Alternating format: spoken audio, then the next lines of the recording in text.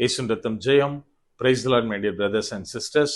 இந்த நாள்லையும் ஆவியானவர் உணர்த்தின காரியம், எல்லாவற்றிலும் கீழ்ப்படுகிறோமா? ஆவியானவர் உணர்த்தின வசனம் அப்போஸ்தலர் நடபடிகள் அதிகாரம் 13 வசனம் 3. அப்பொழுது உபவாசித்து ஜெபம் பண்ணி அவர்கள் மேல் கைகளை வைத்து அவர்களை அனுப்பினார்கள். And when they had fasted and prayed and laid their hands on them, they sent them away. Acts chapter 13 verse 3. என கண்மானவர்களே, இங்க என்ன எழுதப்பட்டுள்ளது அப்படின்னா, பர்னபாவையும் சவுலையும் மற்றவங்க எல்லாம் என்ன பண்றாங்கன்னா, உபவாசித்து ஜெபம் பண்ணி அவர்கள் மேல் கைகளை வைத்து ஜெபம் பண்ணி அவங்கள அனுப்புனாங்க, அந்த இடத்திலிருந்து அனுப்பினார்கள் அப்படின்னு நம்ம வாசிக்கிறோம். நாம் இந்த நாட்களில் தேவனுடைய பிள்ளைகள் என்று சொல்லிக் கொள்கிறோம், ஆனால் எல்லாவற்றிலும் கீழ்ப்படுகிறோமா? நம்ம கொஞ்சம் யோசித்து பார்க்கணும். அதாவது இன்னைக்கு ஒரு தேவனுடைய பிள்ளையாக நம்ம எல்லாத்துக்குமே ஒரே ஆசை தான், தேவனுடைய சித்தம் மாத்திரமே என் வாழ்க்கையில நடக்கணும் அப்படின்னு. ஒருவேளை நம்ம எல்லாருமே ஜெபம் பண்ணுவோம், ஆண்டவரே ஒருவேளை நாங்க எங்களை பத்தி சம் பிளான்ஸ் வச்சிருக்கலாம், ஆனால் தேவன் எனக்காய் என்ன திட்டம் வைத்திருக்கிறீரோ அதுதான் என் வாழ்க்கையில நடக்கணும் அப்படின்னு நம்ம நினைப்போம். இதெல்லாம் சரி, ஆனால் நாம எல்லா காரியத்திலும், என்னுடைய வாழ்க்கையினுடைய எல்லாவற்றிலும் தேவனுக்கு கீழ்ப்படுகிறோமா? ஆவியானவர் ஒரு காரியத்தை குறித்து என்னோட பேசினால் எத்தனை பேர் எந்த விதமான நிபந்தனையும் இல்லாமல் அந்த வார்த்தைக்கு கீழ்ப்படிய முடியும்? நம்ம கொஞ்சம் யோசிக்கணும். இன்னும் கொஞ்சம் ஆழமா பார்த்தா என்ன காரியம் அப்படின்னா, ஒருவேளை நான் ஒரு வேலை செஞ்சுட்டு இருக்கேன், இந்த வேலை எனக்கு கஷ்டமா இருக்கு அப்படின்னா, அப்ப ஆண்டவர் என்னை சேஞ்ச் பண்ண சொன்னாருன்னா பண்ணுவேன். ஊழியத்துல எனக்கு அநேக ஸ்ட்ரகிள் மத்தியில நான் போயிட்டு இருக்கேன், என் சபையில பிரச்சனையோட அந்த சபையை நடத்திட்டு இருக்கேன். இப்போ ஆவியானவர் சொல்றாரு, ஊழியத்தையோ சபையையோ இடம் மாத்து, இல்லைன்னா வேற விதமான ஒரு ஸ்ட்ராட்டஜி தர்றாரு அப்படின்னா, நான் கண்டிப்பா இம்மிடியேட்டா என்ன சொல்லுவேன் அப்படின்னா, தேவன் என் நிலைமையை தெரிஞ்சு எனக்கு வார்த்தைகளை தருகிறார், ஆவியானவர் எனக்கு ஆலோசனை சொல்லுகிறார் அப்படின்னு இம்மிடியேட்டா சேஞ்ச் பண்ணுவேன்.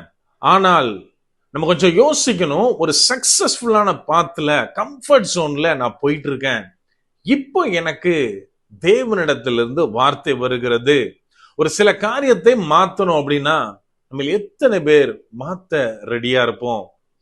இங்க என்ன பார்க்கிறோம் அப்படின்னா, ஒரு 4 பேரை குறித்து பார்க்கிறோம். அவர்கள் ஒரு அந்தியோகியா பட்டணத்துல சபையில போதகர்களாகவும் தீர்க்கதரிசிகளாகவும் இருக்காங்க. ஒருவேளை சபை சக்சஸ்ஃபுல்லா ரன் ஆயிட்டு இருந்திருக்கலாம், அநேக விசுவாசிகள் டெய்லி சபையில சேர்க்கப்பட்டு கொண்டே இருந்திருக்கலாம். இப்படி ஒரு சூழ்நிலையில தான் அவங்க ஃபாஸ்டிங் பிரேயர் நடத்திட்டு இருக்காங்க. அதுல ஆராதிச்சுட்டு இருக்கும் போச்சுலதான் ஆவியானவர் சொல்றாரு, பர்னபாவையும் சவுலையும் பிரித்து விடுங்கள் அப்படின்னு. அப்பதான் நம்ம வாஸ்த வசனத்தின்படி அவங்க என்ன பண்றாங்க, உபவாசித்து அவங்க மேல கரங்களை வைத்து ஜெபம் பண்ணி அவங்கள தனியா அனுப்புறாங்க. அதுக்கு பின்னாடி பாக்குறோம், அவங்க 2 பேரும் போய் அநேக இடத்தில் ஊழியம் பண்றாங்க. இது பாக்குறதுக்கு, நம்ம வாசிக்கிறதுக்கு ஈஸி மாதிரி தெரியலாம், ஆனா இது ரொம்ப கஷ்டமான ஒரு காரியம். ஏன்னா அந்த 4 பேரும் சேர்ந்து தேவனுடைய ஊழியத்தை தான் செய்யறாங்க. ஆவியானவராலே ஏவப்பட்டு ஆவியானவருடைய வரங்களை அந்த இடத்துல யூஸ் பண்ணி அவங்க தீர்க்கதரிசிகளாகவும் இருக்காங்க, போதிக்கிறவங்களாகவும் இருக்காங்க. இந்த மாதிரி சக்சஸ்ஃபுல்லா போயிட்டு இருக்கப்போ தான் ஆவியானவர் சொன்னபடி கஷ்டப்பட்டு இவங்க செய்யறாங்க அந்த காரியத்தை. நம்ம எத்தனை பேர் இந்த மாதிரி செய்ய முடியும்? நம்ம கொஞ்சம் யோசித்து பார்க்கணும். இன்னைக்கு என் பிசினஸ் ஆகட்டும், என்னுடைய ஊழியம் ஆகட்டும், சபை ஆகட்டும், நான் ஒரு இடத்துல சக்சஸ்ஃபுல்லா ரன் பண்ணிட்டு இருக்கேன், நான் போடுற எல்லா பிளானுமே சக்சஸ் ஆகுது. இந்த நேரத்துல ஆவியானவர் சொல்றாரு, நீ இந்த இடத்துல ஊழியம் பண்ண வேண்டாம், நீ கிளம்பி இன்னொரு இடத்துக்கு போ அப்படின்னு. நான் போவனா? நம்ம கொஞ்சம் யோசிக்கணும். அப்பதான் இம்மிடியேட்டா என்ன திங்கிங் வரும் அப்படின்னா, இன்னைக்கு நம்ம நினைக்கிறது கடவுளை ஒரு ஒரு வரமுறைக்கு உள்ள கொண்டு வந்துடுறோம். ஒருவேளை என்னை ஒரு இடத்துல இருந்து இன்னொரு இடத்துக்கு போ, ஒருத்தரோட சேர்ந்து செய்யற ஊழியத்தை நீ பிரிந்து செய் அப்படின்னு ஒரு ஆண்டவர் பேசுறாரு, ஆவியானவர் பேசுறாரு அப்படின்னா, இம்மிடியேட்டா நம்ம என்ன சொல்லுவோம் அப்படின்னா, பிரிக்கிறது தேவன் கிடையாது. ஆவியானவர் எப்போதும் சமாதானத்தை, அதாவது நம்மளை சேர்க்க தான் செய்வாரே ஒழிய பிரிக்க மாட்டாரு. இது சத்துருவிடத்திலிருந்து வருகிற தந்திரமான ஆலோசனை. இதன்படி பிரிந்தால் ஊழியம் ஸ்டாப் ஆயிரும் அப்படின்னு நினைப்போம். ஆனா நம்ம உன்னை புரிஞ்சுக்கணும், ஒருவேளை என்னுடைய ஊழியம் ஈஸ்ட்ல இருக்கலாம், என் கூட சேர்ந்து ஊழியம் பண்ணுகிற என்னுடைய சக ஊழியருடைய அவருக்கு தேவன் வைத்திருக்கிற பிளான் வெஸ்ட்ல இருக்கலாம். என்ன பேஸ் பண்ணி அவரை பேஸ் பண்ணி நானோ போனா எப்படி ஊழியம் செய்ய முடியும்? நம்ம திங்க் பண்ணணும். இந்த இடத்துல சபையில் இருந்து பவுலையும் பர்னபாவையும் பிரிக்கிறார். ஏன்னா இங்க இருக்கிறவர்களுக்கு சபை ஊழிய அழைப்பு, ஆனால் அனுப்பப்படுகிறவர்களுக்கு அப்போஸ்தலர் சுவிசேஷ அழைப்பாய் இருக்கிறபடியினாலே அவங்க ஒன்னா இருந்து ஊழியம் செய்ய முடியாது. இதே போலதான் இன்னைக்கு சேர்ந்து ஊழியம் பண்ணுகிறவர்கள் மிகுந்த ஜாக்கிரதையோடு கூட இருக்க வேண்டும். அதுக்காக நம்ம யார் கூடயும் பார்ட்னர்ஷிப் வச்சு சேர்ந்து ஊழியம் பண்ணக்கூடாது, அப்படி கிடையாது. மாறாக நம்முடைய அழைப்பு எப்படி இருக்கிறது, நம்முடைய கூட இருக்கிறவருடைய அழைப்பு என்ன மாதிரியாக இருக்கிறது, இதிலே நாம் மிகுந்த தெளிவோடு கூட இருக்க வேண்டும். எனக்கு அன்பானவர்களே, தேவன் எப்பவுமோ காலிங் ஒரே மாதிரியான காலிங் இருக்கிற ஜனங்களை ஆதரவாக தருவார். ஒவ்வொருவரையும் அவர் கூட்டி சேர்ப்பார். அப்போது அந்த ஊழியத்தினுடைய வளர்ச்சியை நாம் பார்க்க முடியும்.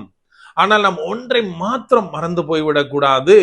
எதுவா இருந்தாலும் சரி, அது ஒருவேளை எனது சபையா இருக்கலாம், எனது ஊழியமா இருக்கலாம், எனது பிசினஸா இருக்கலாம், இது எல்லாவற்றை விடையும் எனக்கு முக்கியமானது என்னுடைய தேவனோடு நான் வைத்திருக்கிற உறவு.